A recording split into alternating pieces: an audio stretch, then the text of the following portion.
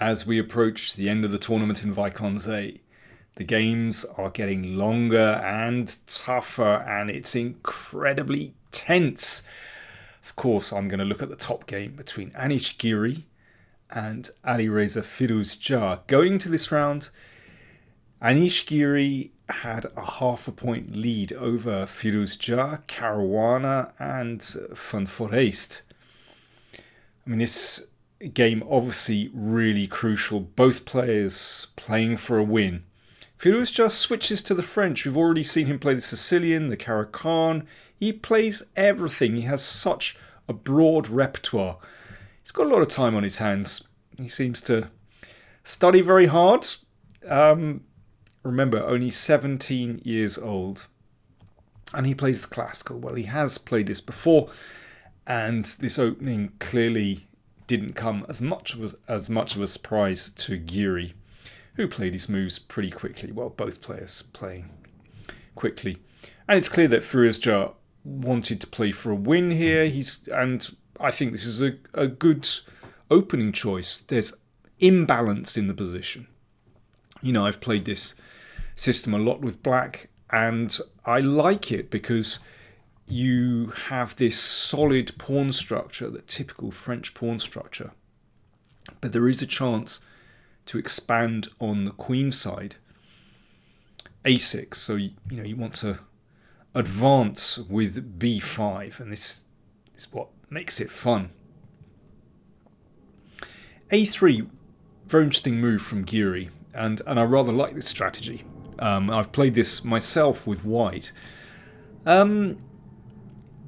I first encountered this, well, on the black side of this position, or a very similar position, in a game against Israeli player Jacob Murray. And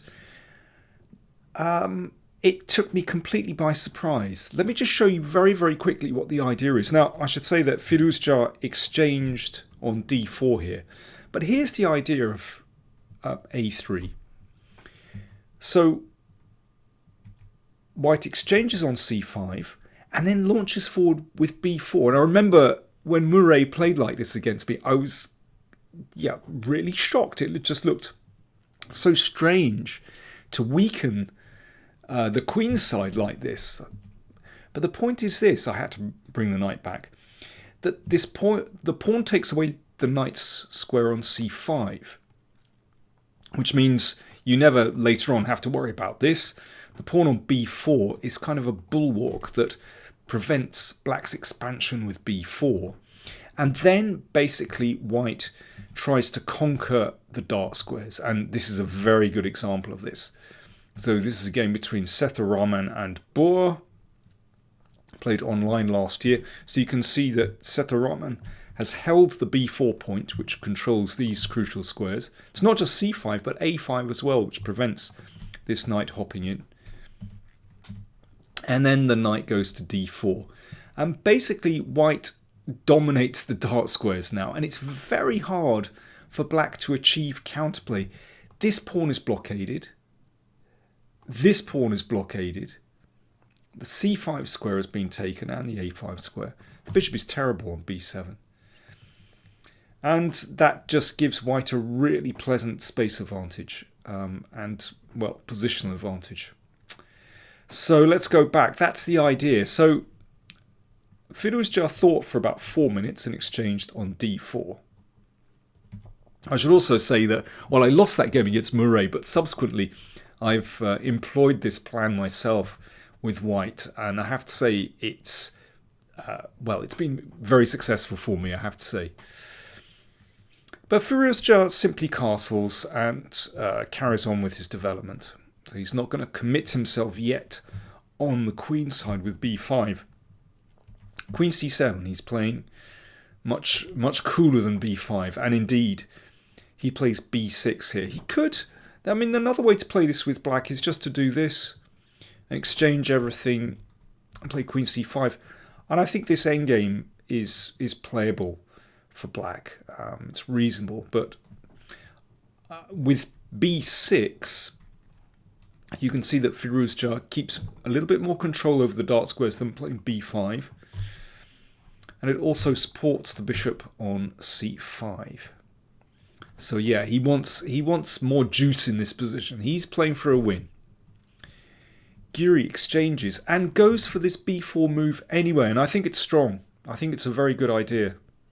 He's going for this complete clamp on the queen side and in the middle. And if white succeeds, then positionally you are winning. Now here is the crunch moment. The bishop has come to d3, supporting the pawn on c2. And that knight is now ready to transfer to e2 to d4. And that is game over from a positional point of view. Don't forget, of course, that queen takes knight isn't very good because of a discovered check and queen takes queen. But yeah, this is a serious threat, and that is game over. There is no proper counterplay for black. If f6, it's not good enough. Basically, d4, e6 is too weak here. If d4, yes, this is one of the ideas, opens this up, then in fact queen h3 defends g2, hits h7, and then the d4 pawn drops, and e6 after, so it's good for white. So that's the plan, and it is so dangerous, it really is, and that's why Firouzja had to react here very quickly. d4. So same story as before. Queen takes pawn, queen takes pawn mate. But of course, this had been foreseen, so queen e4 threatens mate himself with queen e4, queen h7. So this forces an exchange of queens. And Giri has exactly what he wants here. It's his kind of position. He's got a safe positional advantage. You can see that these pawns give white some space. Potentially the knight might hop in here. Bishop covers the c2 pawn. The d4 pawn could be a little bit weak. Now, black has counter chances, but all in all, it looks better for white to me. Bishop d5 preempts knight d6. Don't forget f6 might come, and that's an important break for black. And Giri selects here a very straightforward idea. Knight g5, attacking h7. And after this, the knight came back to f3. It's a good plan. He just wants to take the pawn on d4. And that forces Alireza to exchange off that very nice bishop. And this is definitely better for white. Black is struggling here. You know, you'd like to play f6, but that weakens the e6 pawn.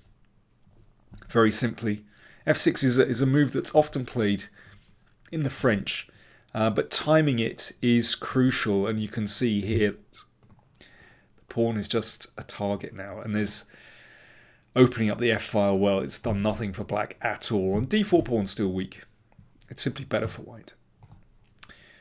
So how does black get counterplay? Well, Firouzja selected b5, which gives the knight some potential, and possibly a5 sometimes as well. Bishop e4 hits the rook. Rook d8. So that's going to support the d pawn. Rook d3, knight b6. So this knight starts to hop around, find some counterplay, and now it gets a little bit tricky. If rook d1, then actually the knight is just in time to take the pawn on a3. So instead, Giri played bishop b7. The knight hops in anyway. Bishop takes pawn on a6, knight c3. So the knight has found a great square. I'm not quite going to call it an octopus. Well, we could do. An octopus, I think, on e3, that would be truly an octopus. But it does control some key squares, in particular d1, preventing these rooks connecting. And yeah, it's tricky. It's a tricky beast. And also defends the pawn on b5. And now that bishop on b7 really needs to get out before rook d7 comes to prevent its exit. So bishop b7. Knight e2, the knight hops in and takes the pawn, and rook d2. So material is now looks level, yep.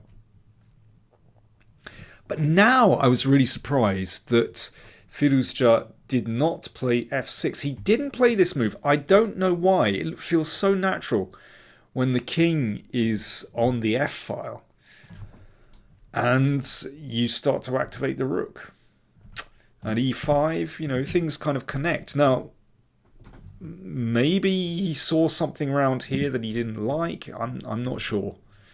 In any case, that was rejected. He played d3, which is also tricky, to be fair.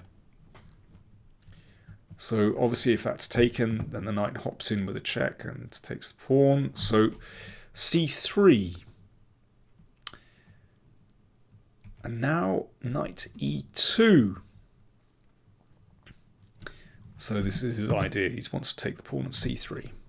King e3, knight takes here. And now rook b8, I think, gives black the best chance. But instead Firouzja exchanged on d3. And this is looking very, very dubious now for black. Somehow this knight, which was, you know, beautifully placed in the middle, has been sidelined. That pawn is weak. White's pieces look very strong here. Rook d8 check. And king g7. Well, black is just a bit passive now. Bishop c6 attacks the pawn. Rook b8. So the rook can't really move. The knight hasn't got very good squares to go to. Rook c2 played, just preventing the knight moving. And of course, if knight b6, then bishop takes b5.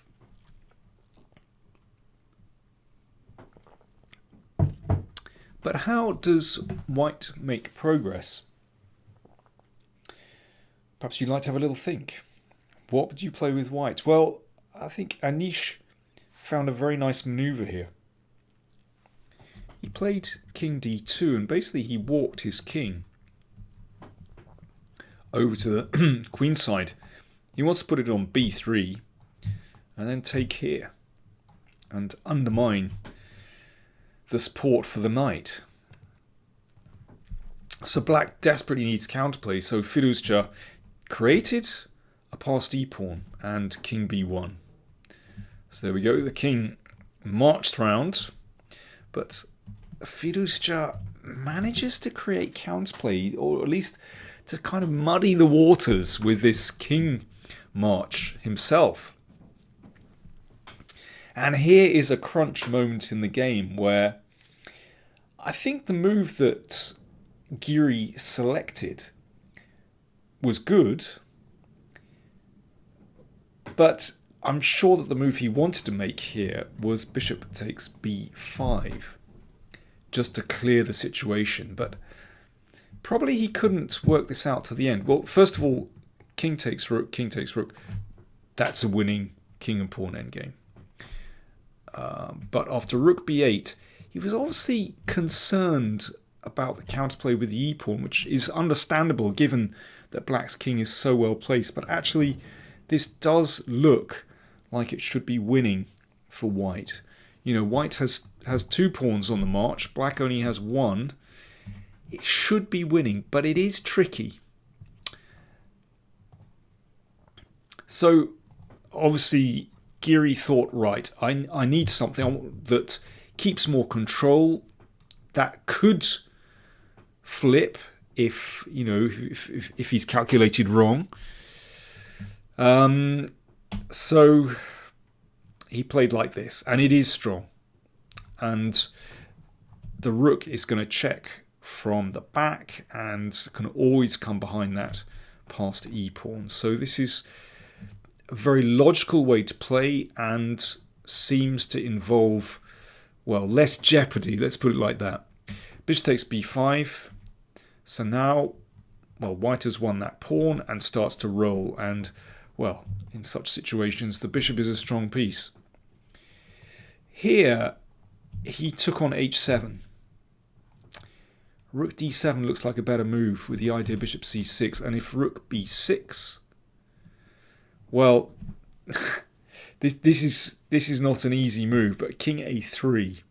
So that prepares to move the bishop, and that you don't have to worry about the check, basically, and the tactics work in white's favour. Should be winning for white. I mean, I certainly like that pin. That's very annoying for black, and now it's going to be white's turn to push. But I keep saying this word should be winning.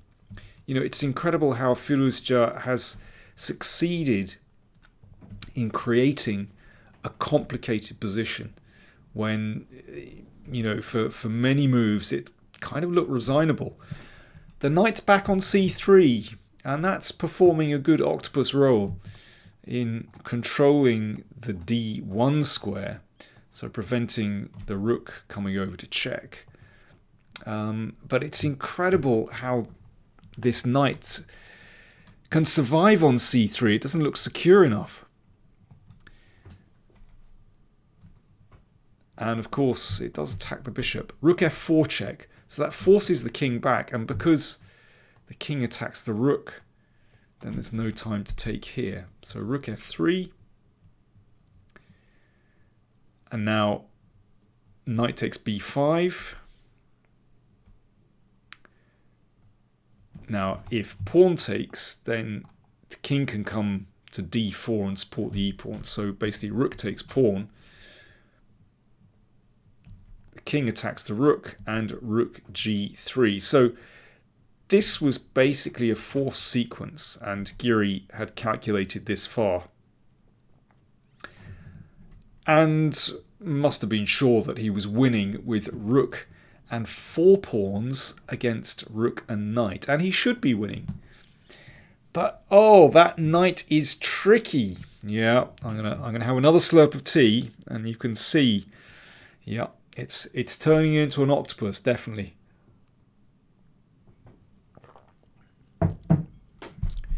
So let's push pawns. It's strong. But somehow Firouzja, so tenacious, manages to find a way to complicate the game. a7. Now there were, well, at this point it's move 58. Well, they were approaching how many hours? It must have been about 6 hours play. Maybe a little bit less, but it's very tough. In endgames like this, you have to keep calculating. And it's so easy to get things wrong. But so far, it's still looking pretty good for white. That pawn on a7 ties down black's rook. And let's push on the other side of the board. So the only chance is to flip that knight around. And here Giri played what looks to be such a natural move. He had time. He spent almost 12 minutes over this move, g4. But it throws away the win. King a4 was the move. I mean, this is very hard to foresee what's going on here. And also the point is that no one's tapping you on the shoulder saying, ah, yeah, this is the moment where you've got to really think of a good move. That's the point. Basically, he's had to think of the best moves. Well, this is move 61 all the way along. And yeah, such a difficult endgame. Here is how the game could be won. That's a key move. So this pawn is lost. But black is so tied up defending the knight and stepping out of this pin that actually the pawns can't be stopped. So let's say king d7, g4. Okay, now let's push the other one. You can see that black's forces are just split here, and a little tactic to end the game. And rook g8. I mean, it's still, basically by a tempo, but white is winning. So not at all easy, particularly when g4 feels like such a natural move. But after this, the knight returns to c7. Black takes on a7 with check. And this is a little bit different. By the way, the king comes to b2, because if king b3, then the rook will go the other way. Behind the pawns, which is, well, traditionally the best spot when you're trying to control past pawns. So that's why Giri played king b2. Actually, rook a4 kind of forces the king up, and then the rook could go behind. But Firouzja found another way to draw, which was rook a8. Then the knight comes over. So, wow, this knight is the hardest working piece on the chessboard in this game. Rook h8, just in time before h6 comes. Rook h7 now, naturally you don't take, and the pawn will go through, but rook g8 prevents h6. Obviously rook takes pawn. g7 can't be played, that'll just be taken. Not by the rook, that wouldn't be too clever, and that pawn is going to sneak home. But of course, by the knight, and then it's safe, of course. But yeah, basically they reach this position, and white can do nothing. You know, here a draw was agreed. For example, if rook f7, then the rook just goes back to the h file. There is really nothing to do here. Rook g8, b5. Here, takes, go behind the pawns. It's going to be a draw, basically. So what a miraculous save by Alireza Firouzja. Well, as he said, it was a miracle. He said it was payback for yesterday, I guess. Well, if you recall, Fabiano Caruana found a miracle to save his game against Firouzja. But it was extraordinary how tenacious he was in this game. How he just kept finding resources when the position looked lost. And basically, so this is move 67. And they arrived at this endgame on move 18. And here, Giri is slightly better. And Giri was better basically for the next 50 moves. But Firouzja held it. Incredible. Not exactly the game he wanted, but still. So, what's the upshot of that? Well, they're both going to be pretty tired for tomorrow, but I suspect Giri more tired than Firouzja. Must be very, very disheartening for Giri to come so close. A win there would have practically guaranteed first place, but now he's still in the lead, but still only by half a point. So the standings going into the final round, round 13. Anish Giri, 8 out of 12. Jon van Foreest, Alireza Firouzja and Fabiano Caruana, 7.5 out of 12, just a half point behind. Crucial last round pairings. Caruana has white against Anton. Giri, nope, hang on. That was today. I'll try again. Oh, we can edit that one out, can't we? Giri has black against Anton. Van Foreest has white against Grandelius. Caruana has black against Tari. And Firouzja has white against Wojtaszek. So all of the contenders for first place actually have games against, well, let's say somewhat weaker players, or players who you might think they can play for a win. Giri has black. Now he's not used to kind of mixing it up so much. So we'll see about that. It's going to be tough for him. But obviously Van Foreest and Firouzja have white. Caruana plays Tari. Who has the best chances? Well, we'll find out tomorrow. The game starts, I think it's 2 hours earlier than normal. So if you're watching live, remember that, 2 hours earlier. But anyway, I'll be reporting tomorrow evening on what happens. It's going to be an amazing final round. Thanks for watching.